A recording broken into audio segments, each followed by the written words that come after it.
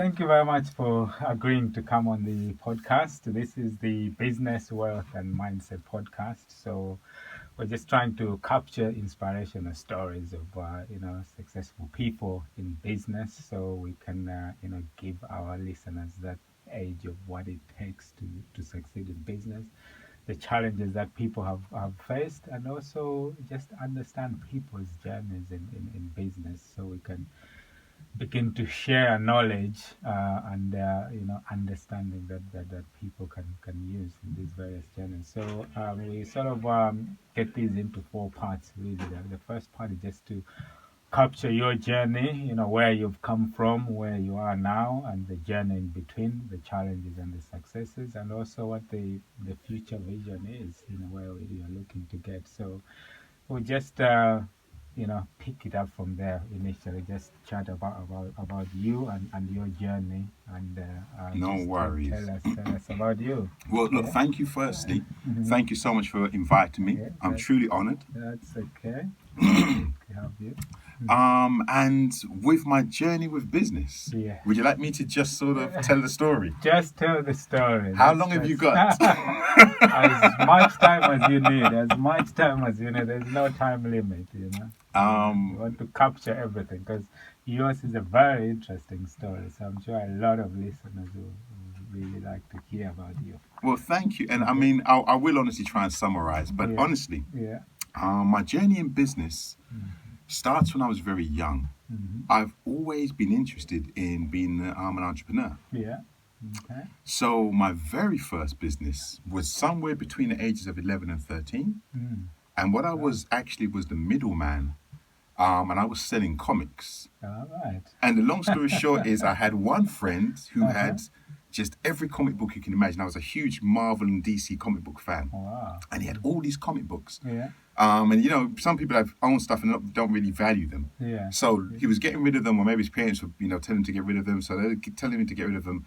And I knew other people wanted to buy them. Yeah. And I just sat in the middle. Yeah. I would get these things for very cheap, like maybe 5 pence, or somebody to give me a bundle and loads for free. Yeah. And I'd go out and sell them for like 15, 20, 30, 40 pence. Actually, it's Great. a really good little business. Yeah. Wow. That's great. Sort of imaginative, being in the middle and creating something. It's really good. It was, it was very strange. And I didn't really think at that time I was interested in business. But I really enjoyed doing it. Yeah. And I suppose in a way I enjoyed, honestly, the fact that, yes, I was making a profit, but the guys who wanted the comic books had no way of getting them. Yeah. And so I had a way of getting them something they wanted. And also the guy needed to get rid of the comic books. I had a way of helping him out as well. So I think at a very young age, without understanding what it was really about learning how to add value and to create win-win situations. Yeah. And I remember being very young and thinking, I heard the term of the middleman and thinking, that's who I want to be. I want to be the guy who sits in the middle and creates win-win situations. So whoever the seller or the supplier is gets what they want, but still whoever the end buyer is also gets a very good deal. And I think that's the ethos I've had from a very young age. Wow. Very good. Very good. And then where did that take you? Like moving on from there, how did your journey progress from there? Well, the thing is, it's interesting because even though I was so interested in business at a very young age, my parents were very into academics. Yeah. So they were like, you go to school and you go get your qualifications. Yeah. So I sort of moved away from business, actively, focused on studying, did the whole school thing, this college thing, the degree thing. Yeah. Even though I was still a little bit entrepreneurial, I had to really not really focus on that. My real focus was on the security of get a good job and, sort out your life. My parents were very much into that. Yeah. So, with greatest amount of respect, and I loved them dearly, my parents were not entrepreneurial at all. Yeah. And I think as you get older, you really learn to respect that and respect why. My parents came over pretty much post-Windrush. They came in the 60s. Yeah. It was a great achievement. From the Caribbean, yeah? Yes, from the Caribbean. So it was to me a great achievement to have left the country, gone halfway around the world, found secure jobs, got promotions, and become senior in their positions. Yeah. And they wanted us to do the same thing, but just be maybe start at a higher level. Yeah. And they saw the key to that being education. So I really focused on that, went through the whole process, but I did an economics degree because I was always interested in business. Yeah. And it was only like many other people, I'm sure, in the same situation. Yeah. When I finished the economics degree, I discovered that it had nothing to do with business. I'm sure a lot of our listeners will resonate with that message, because this is what gets drilled into the model. And I guess it's probably, fair to our parents around that time that that's all they knew, or, so it was all in good spirit, in good faith on their behalf. Absolutely. Yeah, they really Yeah. wanted the best for you. Yeah. And I think, again, in relation to that, a lot of people's parents or even friends, circle, try and put you off of business because of their fear for you. Yeah. Yeah. And I'm a very plain speaker. And to be honest with you, they have a reason. Yeah. Because business is hard. Yeah. And for everybody out there trying to tell people that business is easy, Mm-hmm. and come to my course and I'll sprinkle some magic dust in you and you instant whip millionaire. Yeah. Those of us who've been doing it for any Yeah. length of time, we know that it really isn't like that. Yeah. So I really understand when people aren't supportive. They're not trying to be negative. Not everybody's not supportive is trying to drag you down. Yeah. A lot of it really is just people who have your best interests at heart, who are fearful for how difficult it can be to run a business and sustain it, particularly over any length of time. Yeah. I see. Okay. So moving on from there, how did you then, after finishing your economics degree, sort of decide that the day job is not for you? Then what is it that you studied first, and how did you move on from there? Well, I actually came out of university and I tried to set up a business. And this is so interesting because Yeah. I suppose it shows you the folly of your ways. And I'm a constant learner, so I'm Yeah. still learning. Yeah. Good. At that time, like a lot of young people, I was in my early 20s, I wanted to get involved in the music business. Yeah. And it seemed all wonderful and exciting. Yeah. And around that time, there was lots of unemployment. This is the early 90s. Yeah. So there was a thing called a Prince's Trust, which is Prince Charles's Trust, and he was Yes. given funding. Yeah. So me and everybody I knew was trying to get Prince's Trust funding Get some to set up a funding. recording studio Yeah. or a record label or something like that. Me and literally the whole of Yeah. North London, probably South, East and West London. Not anybody in the 20s.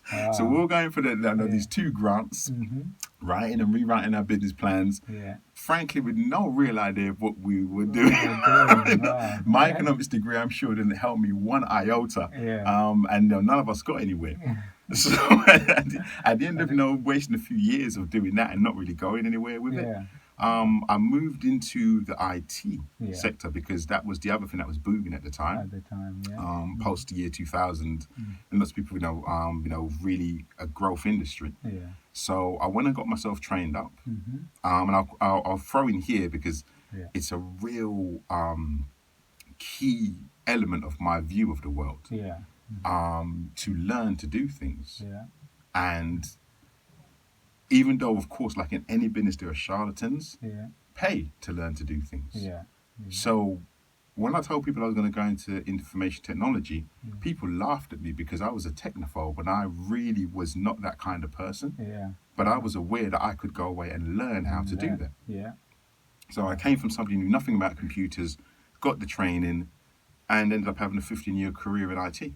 Wow. I ended up as a senior technical engineer. Yeah. And doing the interim bits of management of some IT companies as well. And that, I know, so I told you it's a long story. Yes. It was at the end of that, I kind of decided, Yeah. you know what, I actually don't want to do this. Yeah. It's a nice career, but it isn't what I want to do. What do you want? And I think sometimes you have to, there's 2 things you hear a lot. You hear a lot about the stories of people who have massive failure Yeah. that drives them to do something Do different. something. Yeah. But not often do people who have quite reasonable success. Mm-hmm. And I was actually doing very well. I was very comfortable with both myself and my wife had corporate jobs, very comfortable. And I was like, well, that's all well and nice, but I'm not happy. Because I know inside what I really want to be doing is something entrepreneurial. Yeah. So that's around the time that people started selling property courses. So I went on a property course and I said, this is me. Wow. 100%, this is what I want to do. And I set a plan, and within a year I was out of the IT business and running a property company. Yeah. Wow. Brilliant. And you touched upon Very good point there around people being comfortable, because it is quite easy to have a day job, you get your paycheck and all of that, and just be comfortable, and unless and until you have either some critical shock in your life which Yes. makes you take that leap to take action to do something different. People will just coast around that, not really knowing, because the idea of doing something else becomes very scary, Yes. in a way, to moving outside of their comfort zone. So yeah, so property wise, what did you set up then, and how did that move? You know.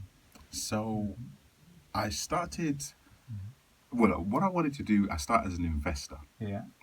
Okay. So there was lots of advertising at the time around property Yeah. investment courses. Mhm. So I went and did a couple of property investment courses, Yeah. and my aim was to be a property investor. Actually, when I started, as you can imagine, I didn't actually plan to leave my day job. Yeah. They all say, "Yeah, I'll become a property investor part time." Part time. Yeah. But I had so much love for it. I Yeah. realized that it was much more fulfilling for me what Yeah. I wanted to do on a day-to-day basis than still working within information technology. Yeah. So I did a few courses at the time. There was Russell Whitney, who was very big in America, Yeah. just came over to the UK and started selling property investment courses. Mm.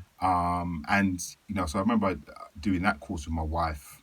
Quite an expensive course, but very useful. Yeah. But the main premise of all these courses was pretty much no money down, property investment, Yeah. and Okay. creative finance. Yeah. And again, it was very much about being that middleman again, Yeah. having somebody with an asset Yeah. that they didn't really know how to utilize, Yeah. and knowing things that they might not know, and be able to help them out of that. Probably they're in a distressed sales situation, Situation. and Yeah. they need some help to get out of that situation. Mm. And you have the tools in your toolbox to help them to get out of that Yeah. situation. Yeah. And either get the investment for yourself or source it for someone else. Mm. So it was right back to me selling Marvel comic books. Hey, this Spider-Man's 20p, Yeah. and this Power Man Wow. Life is 30p. Yeah. It was back to that situation. Like Mm. I always found it very exciting. Very So exciting. we started investing actually just for ourselves. Yeah. And within about 2-3 years, I can't remember, Yeah. we went from a standing start. Yeah. We went from a standing start to 17 properties. Wow. Very impressive. 2-3 years, under 4 definitely. Yeah. I'm not great with specific details, Yeah, that's so I fine. try not to lie, but No, somewhere around that just figure. just the picture and the journey. Yeah. Okay. So Yeah. that was, and obviously, it's such an interesting scenario because there's so much negativity, and it's interesting now with the internet that you see the negativity much more clearly with the trolls. Mm. Because they can, get on the internet and directly access you. But even yeah. back in the day, people would say, "Ha ha ha! Are you offering me a property deal, Mr. Saucer? Why aren't you buying it yourself?" Yourself, yeah. And the answer was like, you can't buy them all. Mhm. Once you've set up a certain amount of systems and processes, You can't buy everything. yeah, these deals start coming to you. Mm. It's everything they teach here. You set yourself up as a local expert. People get to know what you do. Yeah. All of a sudden, rather than you looking for deals, they start coming to you. You Yeah. literally can't buy all these properties. And we were doing okay after we'd managed our portfolio for, I think it was maybe 2 years. Yeah. My business bank account manager in Barclays, which is an interesting thing for me. I'll explain why it's significant. Contacted us, called us into the office. I'm thinking like, oh crap, what have we done? Yeah. And they said, oh well, we know that you've got a property business and you've been managing your portfolio for quite well. Mm. So what we'd like to do is give you £1 million facility. Oh. So here's a checkbook. Just go and buy a property. Now I'm It's a nice problem to have at the time. for me, it's like, I don't want to over egg it. I'm not from any disastrously poor background, but I'm a working class kid from North London, and all of a sudden someone's giving me a checkbook for £1 million. £1 million. It's just like, wait, what just happened here? Yeah. But you don't see that coming. Yeah. So that was a nice day. Stays in my mind. It was also good that it was their proof that they trusted that we knew what we were doing well. Yeah. Yeah. And that was probably just as important Yeah. as the facility. And even with that, Yeah. we couldn't buy them all. So we still had to source properties. Yeah. Okay. So that's how I got to that stage Yeah. of the property Cool. game. No, it's very By the way, if I'm ever going off topic, because I do all the time, just rein me in. this is a good flow of your journey to sort of understand where you've come from and the journey and where you are. So um, was it at that point you started looking at moving to Spain, or how does the journey continue to unfold from there then? Yes, so in actual fact, it was very much that. Mm-hmm. Um, well, before we even started the property company, Mm-hmm. we had a timeshare. I'm trying not to laugh when I say this because timeshares have such a bad reputation. Yeah. But we genuinely had a timeshare, and it was a points timeshare. Uh-huh. So we would take, because I was a contractor by the time I get to the end of my IT journey. Yeah. So we would take roughly 8 to 12 weeks holiday a year. Yeah. So, and because it was a points timeshare, we could go to timeshares all over the world. So we would just travel a lot when the kids were quite young. Mm. So we had already been to Spain a number of times, to Gran Canaria, to Tenerife, to the Spanish mainland. Mm-hmm. And, my son was very young, probably under about 4. My daughter was just born. Mm. And what really struck us was, I would say being a child in Spain is like being a cow in India. Mm. You're loved and revered. They really seem to love and revere their children there. Yeah. Wow. And I remembered us thinking, wouldn't this be a great environment to raise children? Mm. And even when I was working in IT, I was doing a lot of Cisco router programming. And even back then, at the inception of Wi-Fi, we actually had the ability to work overseas. Yeah. So now there's a lot of talk of, the laptop lifestyle, and you can be a businessman from anywhere in the world. Mm. But back then, we were working with those systems where we could. So I kind of had in my mind that we could migrate to Spain. Yeah. Once the property thing kicked in and was working quite successfully, we had a good amount of passive income coming in. Mm. Wow. And with the amount of passive income coming in, we had a couple of HMOs, 6-bed HMOs in Nottingham, and quite a few, single lets and stuff like that. Yeah. We were like, well, at this stage of the game, we really don't actually need to be here. Yeah. We can live overseas, Mm. enjoy the comfort and the benefits of being overseas, allow our children to get the comforts and the benefits of growing up in this environment where children are so revered and it's very, very safe. Mm. And let's not forget, it's very, very warm. Yeah. Most Very of the nice and warm. Very nice and warm. Yeah. And we'd still be able to come back to the UK when necessary to manage our properties and take care of things and maybe do a bit of, but purchasing or selling. So we sort of made that decision based on that. It was, we technically semi-retired on passive income. Mm. When was that roughly? So we moved to Spain in 2006. 2006. Okay. Yeah. So actually, trying to get my head around it, I'm pretty sure 2002 I left the IT game. Mm-hmm. That's why I say it was 3-4 years to build the portfolio. Build the portfolio. By 2006, we had migrated to Andalusia, just outside of Marbella in Spain. Wow. Mm. Brilliant. So.